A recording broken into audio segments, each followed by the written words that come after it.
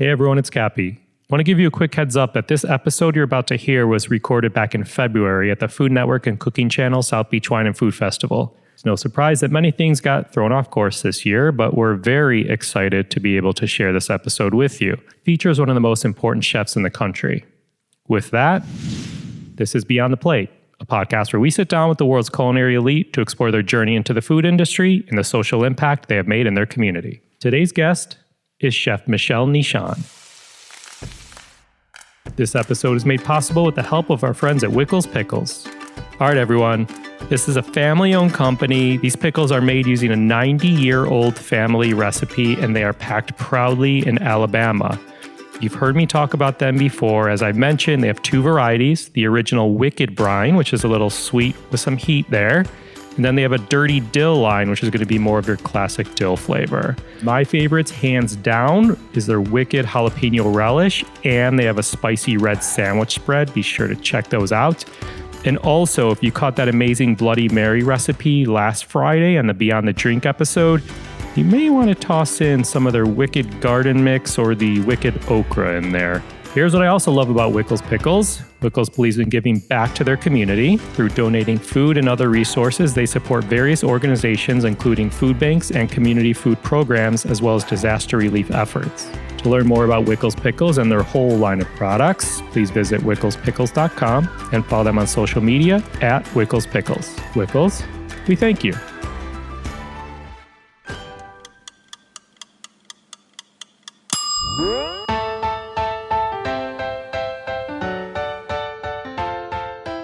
Today's guest is a chef, author, and food equity advocate. I think Michel Nischan is one of the most important chefs of our time. I truly do. I'll go as far as to put him up there with the likes of the Alice Waters, Jose Andres, and Dan Barbers of the world, and you'll see what I mean. He's been at it, the sustainable local agriculture thing. He's been doing this for well over 20 years. He's an incredible chef. He's a tireless fighter to get better quality food choices to people in need.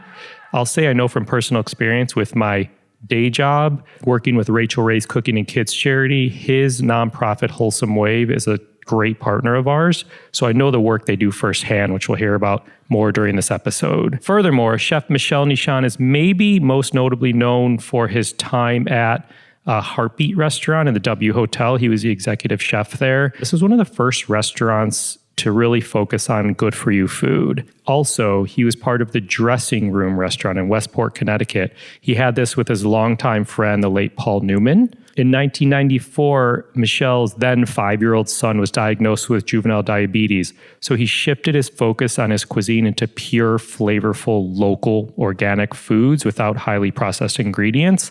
He was one of the early chefs to do this. So in 2007, down the road there, he founded the nonprofit called Wholesome Wave, which I briefly mentioned.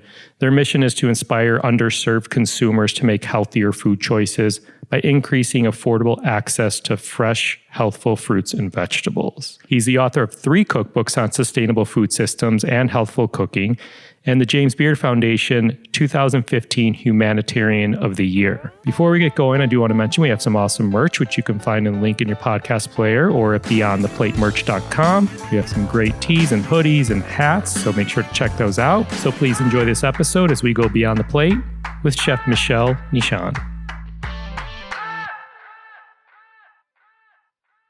Count for me. 1, 2. I can't count. You assume much. Thanks for doing this, man. Yeah, my pleasure, man. Appreciate it. Yeah, so good to be with you. Are you kidding me, man? When I started coming up with this concept of Beyond the Plate and having chefs share the social impact that they make in their community, you're like way up on that list. Oh, wow.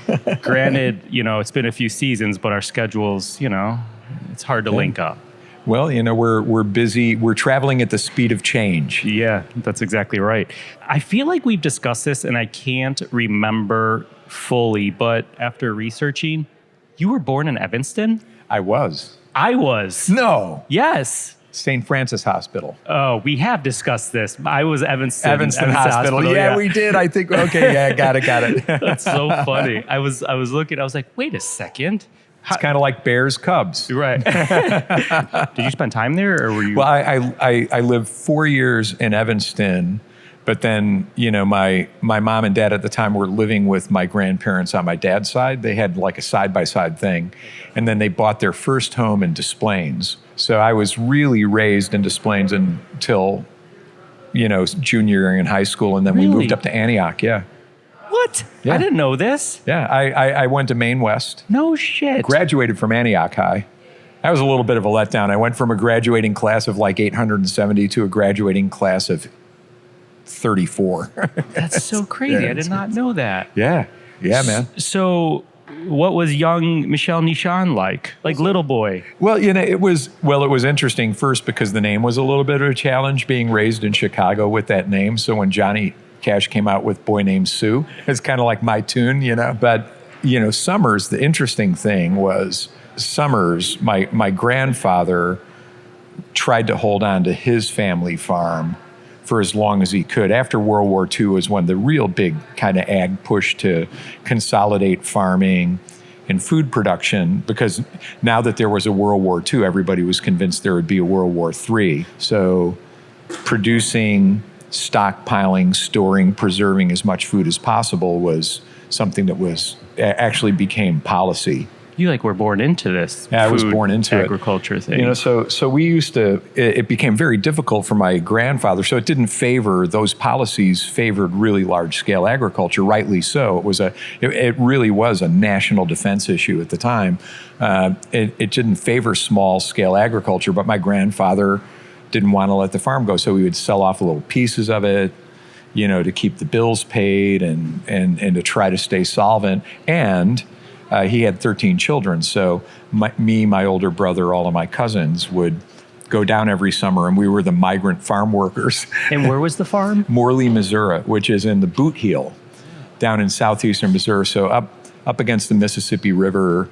It's the headwaters of the Mississippi Delta. Super fertile. So he raised chickens, pigs, goats, watermelons, root crop, and sweet corn. Absolutely. My gosh. That's how I learned how to cook. Okay, so were you cooking from a young age? Very young age. I mean, my earliest, so everyone's like, what's your earliest food memory? It was me standing on a step stool in the kitchen with my mom, and it was around my birthday. It was the middle of October. And I was standing on a step stool trying to put my pinky and thumb together to show her I was 3. And we were canning tomatoes. I was watching. You were 3. Yeah, I was the apple corer. I was And the interesting thing is my older brother and some of the other siblings couldn't be less interested in cooking and food. How many siblings do you have? I had 2 brothers and 1 sister. So I was the one who got the culinary gene. And my mom was a brilliant cook. Really? As were many of my aunts and uncles, all of her brothers and sisters were just fantastic. So, but to me, it was just normal. Yeah. I didn't think it was anything special until they fell on hard times when I was in high school and I had to move out and get a job. So I got a job where at least I could eat. What are some favorite things Mom used to make? Oh, okay. So my all-time very favorite was her chicken and dumplings, which she always served with a side of fried chicken. Because you have the chicken that's from the chicken in the pot, right? Because you got to do that. And that's what you cook the dumplings in. So you have all that really soft, beautiful, gently poached. She called it boiling, but it was really gently poached. Southerners have one term for everything, right? But, so you had that, but then to have the crispy fried chicken. That's brilliant. Yeah. On the side was just really, really amazing. But, smothered pork chops. Southern style. Yeah, like South Central Midwest. I call it more country cooking. It is Southern, but, they were more kind of Germanic, so they were noodle dumplings. They weren't drop dumplings, which is more Southern. So it's kind of a hybrid, but definitely country cooking. Collard greens, all that. Are there still recipes or dishes that you cook or recreate from childhood? Absolutely. Yeah, man. I mean, how can I not? So for one, the whole genuine hospitality thing is my mom really missed her calling. She should have been a restaurateur. She would have been famous. She really believed and said these words, you can love people through food. It's like the greatest thing about this. And her whole notion of being connected growing up as a farm girl, it's like, dirt is alive. water is a living thing. Without it, the seed does nothing. You manage that and you get this amazing tomato or ear of corn or whatever it is that you're growing, moon and stars watermelon, and then you serve it in a way that makes it even more wildly amazing, which is often just salt, pepper, and fire in country cooking. And it just, what it does to the people that you're feeding, their face, their soul, you see it, you sense it. It's just, you're literally loving them through food. You're impacting them through food. She believed that. And she said those words often. So it just, to me, I can't not cook the recipes that she cooked for me as a child. Because to me, it's like, I really do believe her soul lives there in those amazing. dishes. Yeah, it's kind of, I got to do them. Yeah, that's fantastic. So if I wanted people to get to know you a little better, what 3 words would you use to describe yourself? Oh, God. Oh, wow. Oh, uh-oh. Flawed. We're all human. It's so funny. It's, my own worst enemy sometimes when it comes to how I view myself and wanting, I want to be like everybody's very best possible friend. But as you move through life, you make mistakes and, you unintentionally, or at least I feel like I let people down sometime. And it's, it's a horror. So I look in the mirror a lot. It's almost like some of my Jewish friends are like, you should be Jewish. That's funny. So that's one of them. I do see myself as that. But I do think I'm real. Back in the early days when, Heartbeat was really humming and it was so controversial and everybody was like talking about it back in the mid 90s and how crazy it was for, this kid to do like a cuisine of well-being, have a restaurant that at the time didn't have butter or cream, still got good reviews, but got totally canned by the New York Post, accused of being the food police. It's like I did that. And there were a lot of tugs for me to become like the healthy Bobby Flay and all of that stuff. And I couldn't go there because that was at the time that I started realizing that there were Americans with 3-4 kids, a single parent, that when they run out of food stamps in the middle of the month, they have $2 to spend on dinner tonight for 4 or 5 people. You started realizing this in the 90s. Yeah. Wow. And it's just like late 90s when I came to that realization, because the whole notion of Heartbeat was the only restaurant of well-being. Where was it? It was at the First W hotel ever. So on 49th and Lexington. Yeah. And it was no butter, no cream, no flour, no sugar. How do you make sauce and dessert? So, if you juice sweet potatoes and you let the juice stand for like 4 to 8 hours so that a lot of the starch falls off, you can reduce it like a cream sauce. Looks like a disaster for about an hour, but then once it reduces down and the remaining starch catches up, you have one of the most beautiful sweet potato sauces ever. Wow. So we had to imagine that cream and butter didn't exist. I mean, thankfully, back then it was the science of assumption. Doctors and scientists, because the obesity epidemic, those 2 words weren't yet put together, but everybody knew America was getting fatter, more overweight, and that heart disease was on the rise. So the assumption was they learned that cholesterol causes heart disease, so you should stop eating anything that has cholesterol, only to learn 10 years later after the Framingham studies that dietary cholesterol has nothing to do with the cholesterol in your veins, right? And that fat doesn't make you obese, that processed carbohydrates make you obese. So, but at the time, I had to go with the science. My son, Chris, was type 1 diabetic. That's why I did Heartbeat. I couldn't feed my customers something I wouldn't feed my son. But it was the only restaurant because my conscience wouldn't allow me to serve people baby goat poached in applewood smoked bacon fat anymore. Yeah. Though I'm doing that now that fat isn't bad. So, Right. But anyway, so I think I'm real because of that. Got it. Flawed, real. I'm missing a word. Yeah. There was a third, but I loved where we just went. I hope I'm nice. Okay. Yeah. My mom is like, I'll confirm. be kind. Yeah, just it's be important. kind. I agree. We were just with your daughter before. Oh, here. Courtney. So She's my amazing. question for you is, what 3 words do you think she would use to describe Dad? Annoying. Yeah, definitely annoying. I think, I don't know what the word for it would be, but I know she believes in me. I know that. I also have this weird thing about when people ask me questions about myself, I actually don't like it being about myself. So it's like, you'll probably see Courtney later today, so you can ask her what the word is. But I admire her. I know she admires me, and I know she would say loving because Lori, my wife, and I have been married for 35 years and we're very much in love. We hold hands. It's never changed. And I do know that all of my kids notice that and appreciate that. And that's their definition of love is largely informed by mine and Lori's relationship. So I would say she would say that I'm loving, annoying, and something else.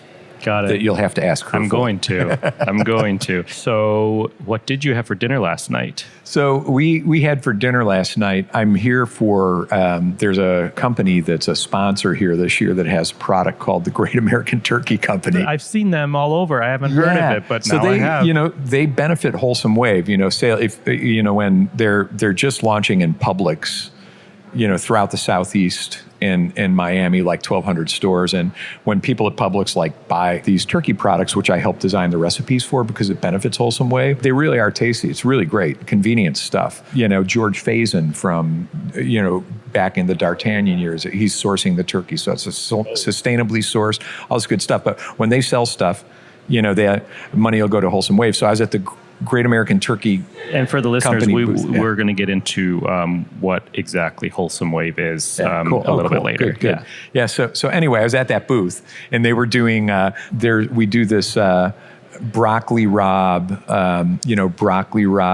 and cheese, turkey sausage. It's raw product, right? But they toss the cooked sliced hot sausage with spinach and roasted cherry tomatoes with bocconcini mozzarella.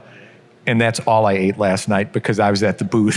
So it's like I couldn't get to any of the other booths to check anybody else's stuff. So you tried that dish at the beginning and then you mingled and explained it to people and then you realized you were maybe hungry and then you had another plate of it type thing? No, I had like six.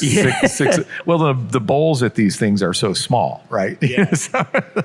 So that's what I had for dinner. Did you develop this recipe? I did. What's your favorite way to eat turkey? Oh my! Do you love Thanksgiving? I absolutely adore Thanksgiving, but I do bum out a little bit that turkey's turned into this once a year thing. It's tough on the farmers because you think of all the farmers that, just regular farmers that actually have full growing seasons and their stuff's in demand year round, often have to rely on off-farm income because, especially if you're growing responsibly or sustainably. If you're not a large-scale farmer, you don't get a lot of the price supports that the larger farmers get. So the turkey guys are really screwed, and gals. A lot of these farmers are women. They raise the crop. It's once a year. They're in a price-taking position because someone will come along and say, yeah, I'm going to take all your turkeys for this price. So where, I love turkey year round. I actually, when I was doing Heartbeat, I'm like, what an incredible alternative to red meat. It's interesting you say that. There's a Mexican chef in Chicago, Diana. She has a restaurant, Mi Tocaya, and she had a turkey. When I first went to her restaurant, she had a turkey dish on the menu with a mole from her hometown in Mexico. Yeah. And I was like, this is so brilliant and intriguing because you don't see turkey necessarily on a menu every day. And it's meaty and it's full flavored. And it's a really clean protein. I mean, it's really good to eat. So, we tried to do that at Heartbeat and just got frustrated by a couple of things. One is when we could find some folks, and it was at the time, it was Patrick Martin's just started Heritage Food USA. He was still the president of Slow Food USA, but he did Heritage Food USA, and he had some turkey farmers that were doing the heirloom turkeys, the broad-breasted bronze, the bourbon, the Narragansetts, all that stuff. So there were some farmers we could get to grow stuff for us other times of the year, and we'd pay the premium because we did a lot of that at Heartbeat. But then anybody who was like a non-Asian or a non-European diner would come into the restaurant and say, why would I order something with turkey? It's not Thanksgiving. Just like, it's crazy. Yeah, it's kind of wild, but so you look at the sustainability and the carbon footprint of turkey compared to so many. It's like, if we could eat a little less of some of the other things and get more of these birds into practice and put these farmers in an economic position to thrive, it would be good for everybody. But anyway. So I ate turkey last night. There you go. Sorry. All good. Took the long way around. No, I love it. I wanted the long way. I know you don't like fielding questions about you, but you have been called a leader in the sustainable food movement. So I feel like this will always be an ongoing discussion because everybody has their own definition of what this means, right? So how do you define sustainable food?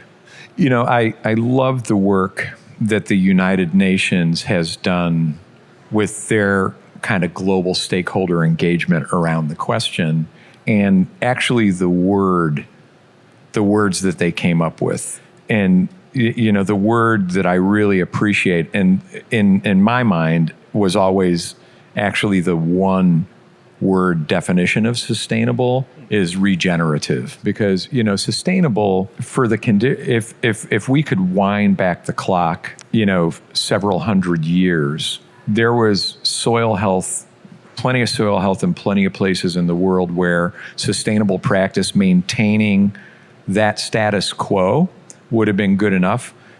But we need to restore what's been lost. We need to fix what's been broken. And simply approaching it from sustainable as, you're not going to take out more than you put in type thing isn't enough. We actually need to put more in than what we're taking out currently, because there's been so much soil degradation, so much water table degradation. The things that are the ingredients, the delicious ingredients that make a plant thrive so an animal can thrive, or makes a pasture thrive so that an animal can thrive.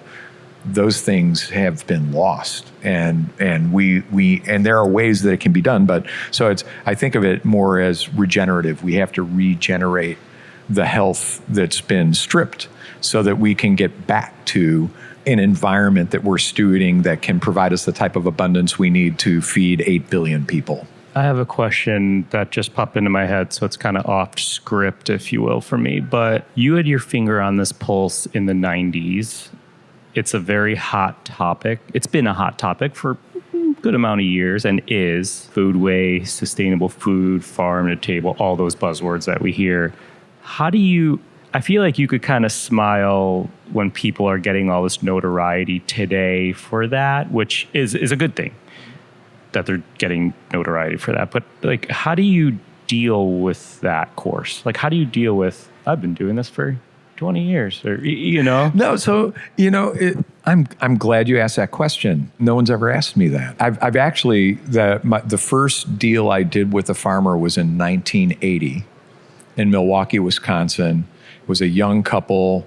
They had recently inherited a soy, corn, oat rotation farm out in Oconomowoc, Wisconsin. I couldn't stand. I had been my grandpa died when I was like 17. I was 20, just turning 21. Got my first job as a chef in a French restaurant in Milwaukee, and for those 4 years of my grandfather being passed away, I couldn't find a ripe tomato. Yeah, I couldn't find a sweet potato where when you break it in half, the milk weeps out of it. It's so fresh and so lush.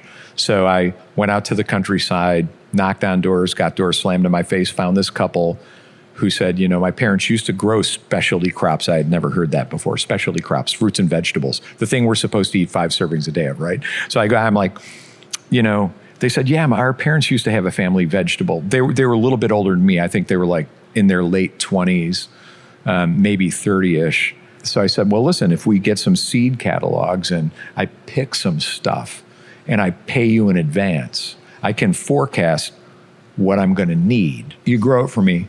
I'll pay you half up front because I knew the crop insurance would be important to them, because it's like, well, what if this guy gets hit by a car or he changes his mind or he gets fired? We're going to have like all this stuff and we're not going to get paid for it. So, and so then I said, and then I'll pay you the other half when you deliver it. And they're like, I'm not going to fucking deliver. It's like, we're going to be harvesting oats and corn and soy, we'll water it, we'll weed it, it'll be healthy. You got to figure out another way to get it. So we used to go and pick it up. But I did that in 1980. I was doing that. And Alice had been doing it for, I think she started like in the mid 70s. But nobody knew who she was. I didn't know her. Odessa Piper was doing it out in Madison, Wisconsin. None of us knew each other. None of us, we were just trying to. No one was tweeting about it. To do there were still dial phones and if you wanted privacy, like you had rotary. To buy the really extra long cord, right? We just wanted to feed people good food. And we wanted the people that were growing the food to have a chance to send their kids to school, and pay the bills and simple stuff like that, but just really good food, So yeah, I've been at it for a long time, but I've always been shitty at like branding and self-branding, because I don't like it being about, and I'm good with that. And frankly, the fact that so many people are doing it now means that I've succeeded, Odessa's succeeded, Peter Hoffman's succeeded. You're leading by example. This isn't something any one person should own. It's not mine. My mom and my grandfather and his grandmother and grandfather, this is the way they were feeding each other and just doing business. I just think it's awesome that it's becoming so prevalent and top of mind now that it might actually come back to be the new normal. And then I think the world is in a better place. So I'm cool with it. Yeah. I don't care if nobody knows my name. Good. My daughter's trying to change that. Yeah. Leave it to Courtney. Yeah. So correct me if I'm wrong, 4-time James Beard Award winner. And one of those is Humanitarian of the Year Award. Yeah, which is since they gave that to me, they have to now call it there goes the Neighborhood Award. That's funny.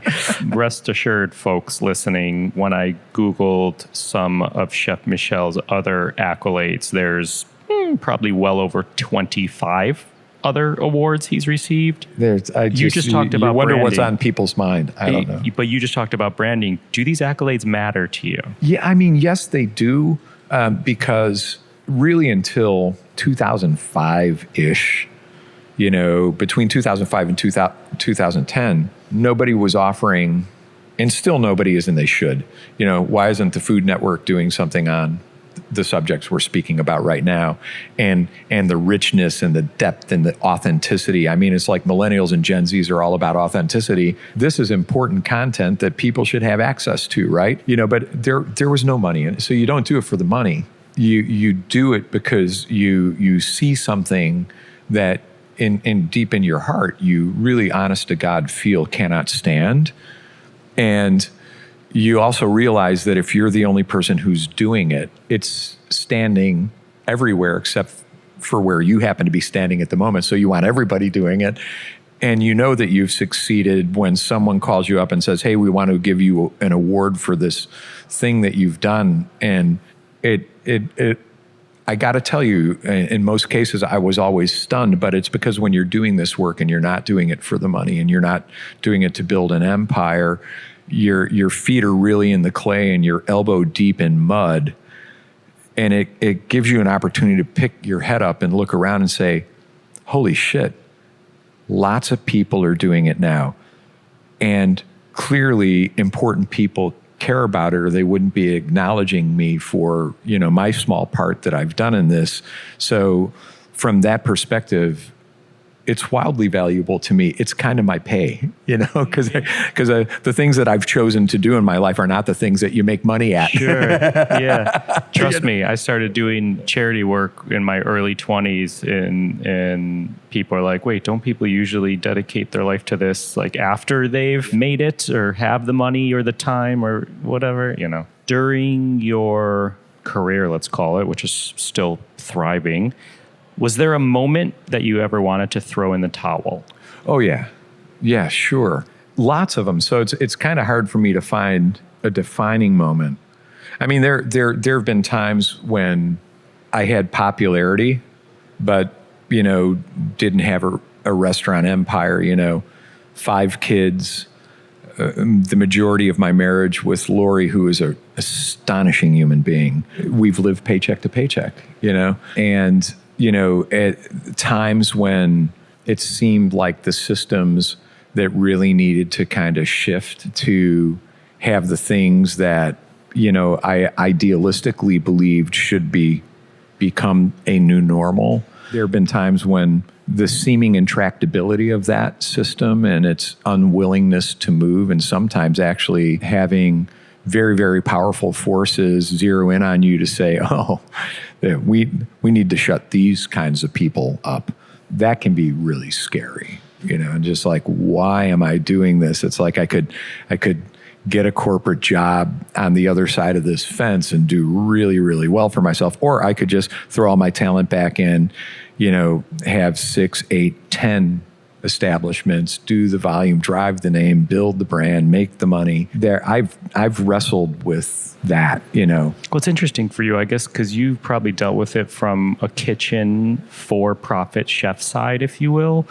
But also, you probably deal with that in the philanthropic side. Oh, absolutely. Like coming up against a brick wall, feeling like you need to bust it down, and you're going to bust it down, but something's getting in the way. Yeah. And, do you stop? But you can't stop because you've gone this far. You can't stop. And the thing is that it's all, it's so we all know as human beings, and it's not a surprise to anybody that we all have our dark side, right? Everybody acknowledges that. We also have our moments where we just want to burn something down, blow something up, absolutely quit, whatever it might be. But you have to live in that and experience it and allow you to have those feelings and emotions. But you have to be careful about how you express them, if you express them at all, and whom you might express them to, if you express them at all. It's all part of how you reason your way through it. And it's usually at the bottom of the pit of that moment. It's where you actually are like, now I know that I am at the bottom, so now I know I can start climbing up again. It's like, you can't give up. You can't give up. Yeah. You just can't give up. It's hard when you're in it. But well, when you love things, it's like when you love the earth, when you love a perfectly ripe tomato, when you love Woozy Wickford, this crazy woman who raises the most beautiful, wild, different varieties of chickens so that you can actually get to know the difference between breeds through their egg. The egg defines who she is something that Woozy would say. It's like, these are souls that matter. These are things that matter, right? So it's like, if you love those things, you can't stop. Then it's not real love. So I am guilty of loving. I love to love. I love things, and that's the thing that always keeps me going. But like in the philanthropic world, it's like, this current political climate, Wholesome Wave took a really hard hit this year when so we know that the White House, took a run at the SNAP program and cut $5.5 billion out for able-bodied adults without disabilities, ABODs. That's 1 million people that are going to end up off of the food stamp rolls. But they've also been cutting the agencies. While the Farm Bill passed by a broad bipartisan margin, no one was going to not sign that bill, because it was so bipartisan. But the things that they would rather not have been in that bill, the way they went at it is they could use their administrative power because they are the executive branch of government. They could go to these departments that they're responsible for and restructure them. So the National Institutes of Food and Agriculture was cut by 50%, moved to Kansas City, and half of the remaining staff didn't want to move from Maryland to Kansas. So they're running at 25% capacity. We had a policy win where the legislation that doubled food stamps when spent on fruits and vegetables was increased to baseline, so it's permanent. It's hard to get the money out when you have only 25% of your staff. So community-based organizations in the field that rely on us, that we rely on to get the work and the data to keep this work moving, are really being cannibalized by these actions. So in moving forward with these, you're relying on partners. Yeah. Not relying, but partnering. Yeah. The power of partnership, if you will. Yeah, power partnership. So, for a lot of people, they look at these things, the administration cut the PREDICT program. This is a program that was very favored by both George W. Bush and Barack Obama, that actually funded $250 million a year to try to predict where the next pandemic was going to happen. Here we are with the coronavirus, and PREDICT has been shut down. So it's just, so people are like, a lot of people are running around with their hair on fire, understandably, because these are big. There are a lot of implications for this. And if this type of political approach remains in place for another 4 years, it can get worse. What I've learned over the years, because there were times in my career where I ran around with my hair on fire and learned how unproductive that was, that it's just like now more than ever, it is up to us, which I think is how we're going to recapture our democracy. Yeah. Actually. It's interesting. Yeah. For listeners, it's hard not to talk about social impact when you're with this man. It's amazing. And I want to get into that, but I have one more thing I want to touch on, because you were a founder and partner with the legendary Paul Newman. Yes. Can you share a lesson you learned from this man and your time at Dressing Room Restaurant? Yes. When Paul and I were working through what the restaurant would be, how it would feel, what it would look like, we had lots of lunches together, usually hamburgers at Mario's, because it was his favorite hamburger in Westport. And I never really met someone who was so interested in the little things of my life. Tell me what was your dad like? Right? Tell him, he loved fishing. His big dream was retire with my mom, get a tavern on a lake. He would take people out fishing during the day. They would come back and my mom would have a meal cooked. It's kind of like, luckily my mom loves feeding people, because I thought my dad was being really chauvinistic in his vision. But he would like drill down on my mom, my dad. He's like, so what were some of your dad's favorite things? I'm like what? He's like, well, did he have a favorite chair? I'm like, well, no, he really liked knotty pine paddling, right? So I'm like, we're having all these random conversations. And it didn't dawn on me until the day our beer taps were in place, the lines were run, they were clean, they were flush, they were ready. And his favorite beer by draft was Sam Smith Nut Brown. So he's like, when a keg of that comes in, call me, and I want us to be the first to crack the keg open and draw beer at the bar. I want us to be the first customers of the restaurant. So we did it, and we were sitting there in this restaurant where he had harvested southern yellow pine floorboards from tobacco barns. All of these details as he started kind of bringing up conversations about my mother and father as we're sitting there drinking the beer. And he looked at me and he said, so does this look enough like a tavern on a lake for you? And I'm like, it's like knotty pine paneling. It's like all of the things. It's wild. That, my parents really kind of loved. And he said, yeah, I tried to get Winslow Park to put in a lake for you. And he was just joking, but who does that? Yeah. It's just like, if you really, and he always told me, he's like, I really appreciate you doing this restaurant with me. I know that you're going to buy from local people. I know that we're going to be able to trust that our money is going to the right thing. You're not, one of the things he loved about me is he used to, we'd be having conversation. He'd say these weird quotes and I'd be like, what? And finally he did a quote and I was like, what? And he said, have you seen any of my movies?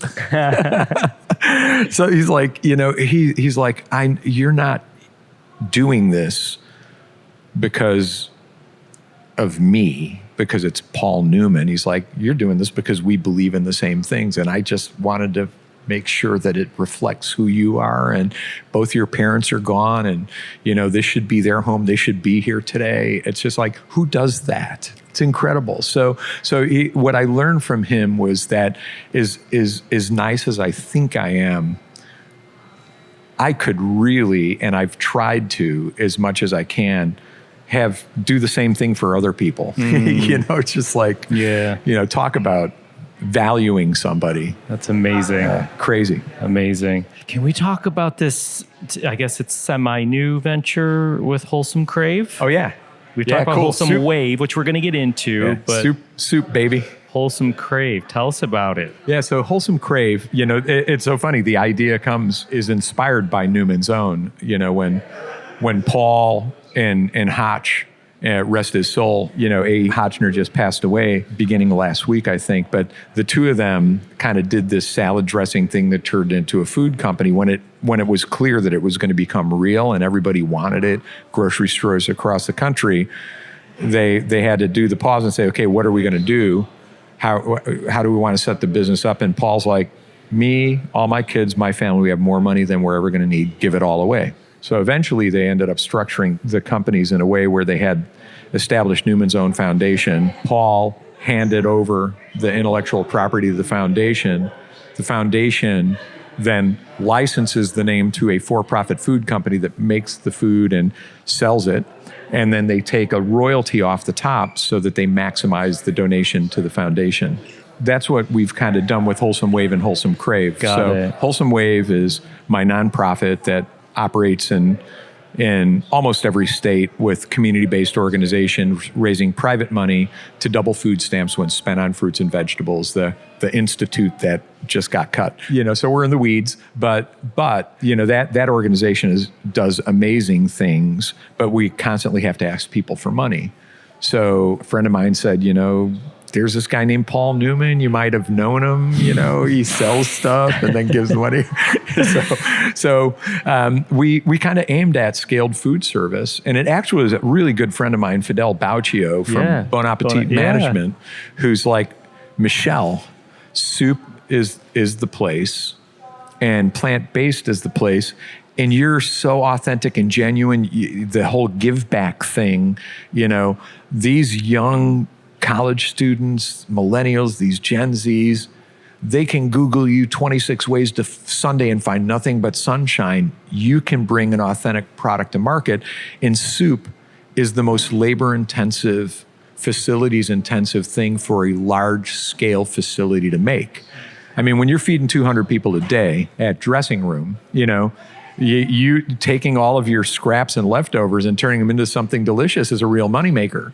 When you're feeding 40,000 people a day with 15 different installations on campus and satellite kitchens and moving that, trying to get the waste to a place where heating it up and cooling it down to HACCP regulations, having to have all the individuals, it's a nightmare. So we decided to start a soup company. So we do plant-based soups, all whole foods, no slurries. Yeah, fresh refrigerated, no preservatives, 90-day shelf life because of Cryovac, hot pack Cryovac. And that's what we're doing. So Google and Mountain View was our first company. They started in March. They're loving our stuff. We sell like 1,000 cases every other week or something to these guys. It's still a startup. I mean, we obviously our dream is to get the business to, 50, 100 million, so that we can spin off, because 5% of all revenues is going to go back to Wholesome Wave, and so then it's just this whole notion. It's, you were at the thing that Jose was talking about today, with World Central Kitchens and their brilliant work. It's like with everything going on in the world,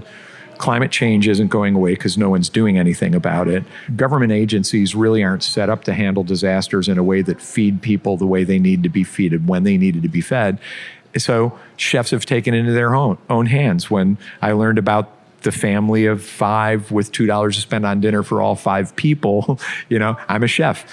We can fix it. The government isn't fixing it. Let's figure out ways to do it, So that's, my dream is that Wholesome Crave becomes wildly successful and can fund a lot of these initiatives. I love that. by selling stuff. Yeah, it's amazing. So that's, wish me luck. It's still a startup. I don't know if you need it, but good luck. Yeah. So we already segued into our last section here, social impact and giving back. And as you just mentioned, we both just came from a small round table gathering of some of the world's best chefs and how to activate, how they can take ownership of Jose Andres' World Central Kitchen, whether it's the money, their voice, their time. So with all that said, these are some of the ways that chefs give back. Obviously, there's more, some of the main ones. So I will say, no legality stuff here by any means, but for full disclosure for the listener, through my work that I do with Rachel Ray and her foundation and charity, amen.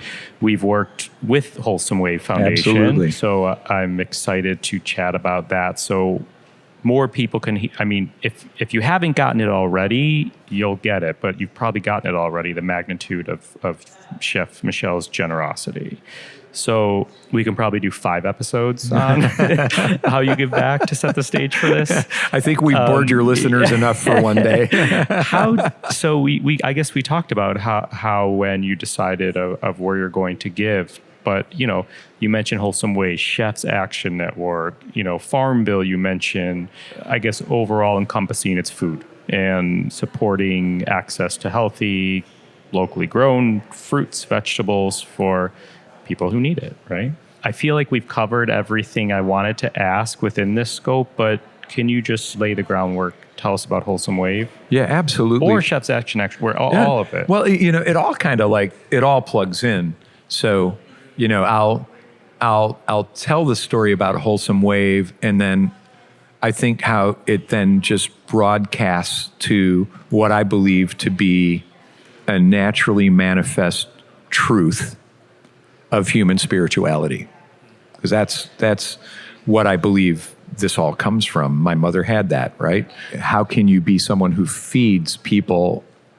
And it takes some of the younger feeders to actually learn the fact that the thing that jazzes them the most about what they're doing is that it makes them happy to make somebody happy, right? So when you have that gene. So, my journey began when I did Heartbeat. It was in reaction to my son, Chris, being diagnosed with type 1 diabetes. We did research over a very short period of time. I had an income. I'm a chef. When the endocrinologist said, what you do with Chris's food will have more to do with his long-term survival than anything else, I could do it. I had the financial resources. I had the knowledge, right? I did the research. All of a sudden, I was feeding people things I wouldn't feed Chris. I did Heartbeat. I was kind of feeling good about it. It was the one time in my life when I still had a bigger ego than I have now, and I was patting myself on the back, and then started learning about these families that have the $2 for 5 people for dinner, and I could only do Heartbeat because my customers could afford $30 for an entree, and I felt like a failure. I thought that couldn't stand. But there's no business model for 5 people who have $2 to spend. That check average, nothing's going to fly in that environment. It's instant noodles with condensed milk. It's instant rice with cream of mushroom soup. And it was killing me. Michael Batterberry was still alive. I don't know if you remember him, the original founder of Food and Wine magazine and then Food Arts magazine, introduced me to Gus Schumacher, former Undersecretary of Agriculture under Bill Clinton, who believed in the same things. We were both hitting walls, but and Batterberry had this just magic touch for introducing the right people. It wasn't an engineer or genius. I think it was a spiritual thing, but it's like once he plugged Gus and I in, our ideas about it that were incomplete started becoming complete together. We completed each other. And we started looking at big systems where lots of money was going, but not being effectively spent as it could be, whether because it was underfunded, over-administered, SNAP, WIC, et cetera. And just looking at these federal benefits that just weren't enough to give people the ability to put a head of broccoli on the table with the minute rice dinner, which would dramatically change the way that that highly processed carbohydrate dinner would metabolize. Yeah. Help them avoid type 2 diabetes. So we just got the idea of how do we get people to buy more fruits and vegetables, put the money in their hands that allows them to do it. How do we do it? 2-for-1 fruit and vegetable sale, Buy anything you want with your food stamps, but if you come over here to this farmer's market and you buy fruits and vegetables, we'll double your money. It's exploded. We started that 12 years ago. Pretty quickly in when we saw we were getting some traction with agriculture policy. First, the Food Insecurity Nutrition Incentive Program that was made baseline in this last farm bill, which means it's permanent now, $250 million for the field to double food stamps for fruits and vegetables, named after Gus Schumacher, the Gus Schumacher Nutrition Incentive Program. But the agency that deploys it was cut by 75%. But anyway, it's like we saw we were getting this traction, so we're like, let's aim at health policy. So we created fruit and vegetable prescriptions, which are now a movement. So we're working with both houses of Congress, with community-based organizations in the field to try to aggregate and coordinate the movement in a way that there might be a future where Medicare and Medicaid will reimburse an at-risk family that's low income for making healthy food purchases. So it's like, instead of waiting for them to get sick and paying for their amputation or paying for their medication or paying for their dialysis, let's reimburse them for the food so they never need the dialysis, which is $100,000 per year per one single patient. You can buy a lot of food for $100,000, man. So that's what Wholesome Wave does. And that's it. We started it back like 12 years ago. All along the journey, chef friends of mine always have been, how do we help? How do we help? How do we help? Eric Kessler approached me like 6-7 years ago. This is a genius guy who founded a philanthropic advisory group called Arabella Advisors. They have offices in all the major cities, and they advise billions in philanthropy every year. But he did this thing because he had celebrity musician clients who he could see were really deeply hungry for something more meaningful, because their managers would attach their name to this, to this, to this, to this. Sometimes it would hurt their brand because they didn't do the deep dive, but they just wanted more meaning. So Eric was the expert at, let's help you find the one thing that deep down inside your soul cannot stand. Interesting. And be about that and put all your resources into just that. And you have all of these fans, you have all these social networks. If you believe in that and you become an expert on that, look at the army that you can mobilize around rainforest deforestation, or whatever the issues are. It's like, it's how Sting chose, the rainforest. It's, that type of a thing. So he's like, hey, if it works with musicians, will it work with chefs?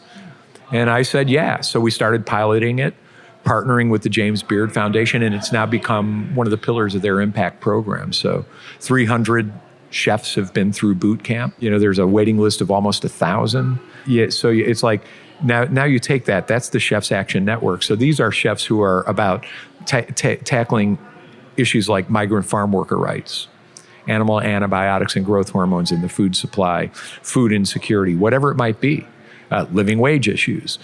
Whatever your issue is, the methodology to successfully advocate, whether it's in the political realm or the corporate realm, all those tools are the same.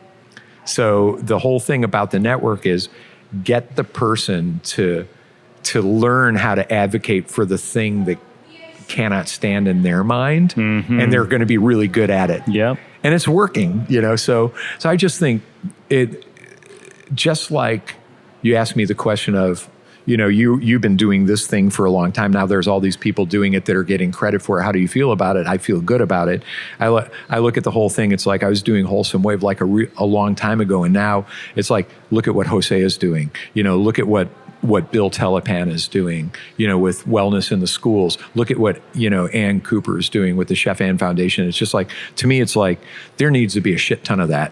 There needs to be a bunch. There needs to be so much that the names of the people that are engaged in it melt away into the background, and it just becomes a new way of life, a new way of doing business in America, right?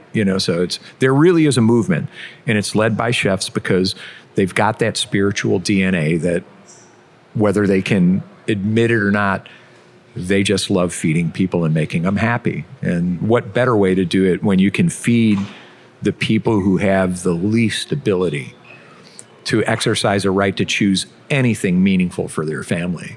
Whether it's in a disaster area, whether it's in a poor rural community, whether it's in a blighted urban area, if there's anybody who's going to figure out ways to fix that, it's going to be us. Yeah. Couldn't agree with you more. I love that. Thank you. I'll send you this audio and you could turn it into a commercial if you want. That's great. Let's do a quick speed round. Speed round. Okay. Name a smell in the kitchen you love. Pot roast. Name a smell in the kitchen you hate. Rotten food. What pisses you off in the kitchen? Lack of genuine concern for the integrity and the beauty of the product that nature has provided us. Lovely. The ingredients. Don't disrespect the ingredient. Yes. What makes you happy in the kitchen? Good smells and lots of noise from action and activity that aren't raised voices. Tell me one of your most favorite dishes or a dish that is meaningful to you. It's actually, I'm going to give you one that's meaningful to people I've recently cooked for. Okay. As I've been an auction item lately, and me and Tom Colicchio were an auction item for the Jacques Pepin Foundation at Adrienne Grenier's house in Brooklyn. And I'm saying this dish because we were an auction item last year, and I cooked this, and I was practically begged to do it again. Amazing. And Tom really appreciates it. So I don't do red meat often. I don't do steak often. It's a dry, long-cured cowboy ribeye, cooked so black and crisp, you think you're going to eat charcoal, and it's one of the most delicious things you'll ever put in your mouth. That sounds delicious. It is. Amazing. So in closing, a lot of charities, foundations, philanthropists say in an ideal world, the issue that they're working on is cured or solved, or they didn't have to advocate for it anymore because it's gone. So in a perfect world, what does this look like for you? For me, in a perfect world, every human being, regardless of income, has the ability to choose good food, good, solid, healthy, clean food to feed their family well, regardless of their income. It's that the ability for us to continue to live, to innovate, that's where all the hope is. Maybe a better world will come tomorrow because human beings are living and thriving. Who can live and thrive if you can't put a really solid meal on the table?